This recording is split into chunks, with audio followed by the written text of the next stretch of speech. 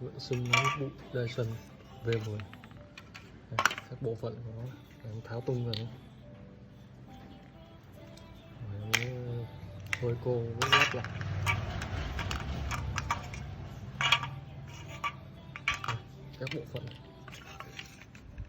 vừa nãy nó rất là dơ, rất là nhiều bụi bẩn ở trong lâu ngày. Vệ sinh này mà lại hoạt động như mới rồi mọi người, không lo nữa, không lo có mùi nữa. Muốn mở con này mình phải dùng cái mũi 8 ly này, mũi nhỏ.